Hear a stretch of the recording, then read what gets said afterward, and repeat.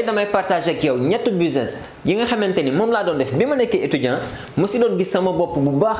mu dem sax ba permettre ma samay parents dootuñ ma jox xaalis. bi si jiitu mooy déodorant sama premier appel bourse bi mu génnee dama ko xaaj ci digg bi benn partie bi ma jëndee ko ay déodorant daanaka. parce que dama bañoon bourse bi jeex te noo bëggoon tout le temps di am liquidité dem ba am indépendance par rapport ak samay parents donc noonu laa jëndee ay déodorant di ko écouler ci campus bi di ko jaay samay xarit ak samay connaissance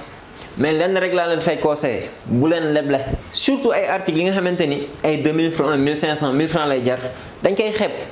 après dañ koy tayal a fay dem ba fàttelu ko wala sax fàtte ko boo leen di jaay yu mel ni ay déodorant bu leen lebal kenn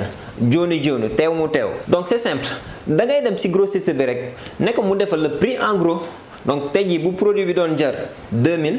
en détail moom mën na la ko defaral 1200 par exemple donc parfum bu nekk mën nga ci am 800 francs CFA. ñaareel bi mooy friperie ñu koy woowee fëgg a jaay donc bi ma nekkee étudiant dama doon dem man ak sama yenn xarit yi.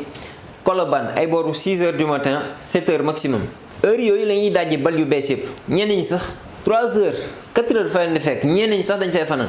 tout dépend mais man étudiant laa woon en même temps boolekat jàng bi dama fa doon dem ay booru 6 heures 7 heures du matin foofu mu nekk pantalon mu nekk chemise mu nekk ceinture kawas daanaka yu bëri dépassé wul 500 yu bëri dépassé wul 500 par exemple man chemise yi. ak super 100 yi laa doon commercialiser parce que moo gënoon intéressé samay mbokk étudiants yi ndaxte ñoom dañoo bëgg a sañse donc yooyu noonu chemise bi mën na la dikkee par exemple 500 francs maximum léeg-léeg sax mu dikkee la 300 mën nga fa am ay t-shirt tamit bu dee intéressé na la super 100 yi par exemple du dépasser 1000 francs en général donc noonu laa doon boole ñaar yëpp yóbbu ko ci blanchisseur bi passé ko ba mu rafet. ambaleel ma ko man su ma ñëwee ma koy jaayaat ay 4000 francs CFA wala sax 5000 tout dépend de bonne façon article la ak beesaayam. ñetteel bi mooy amuse-bouche maanaam ñamu lekkantu man pour ma part buy laa doon commercialiser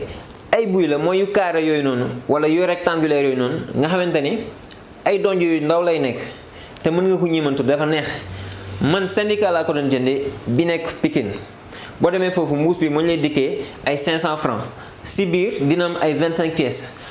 boo defee sachet bu nekk nga amale si ñetti pièces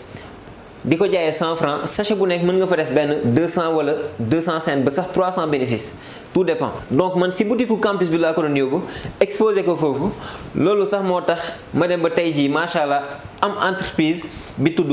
L compagnie si élage boobu la jóge si L buy boobu noonu la jóge. pour ñu xamul histoire bi ak pour ñu xamul sax may kan mën ngeen dem Instagram tapé L compagnie officielle di ngeen fa gis suñu page di ngeen xam si lu ñuy yëngu comme je vous le disais tout le temps man si wàllu restauration laa yëngu particulièrement mais damay def ay business par ci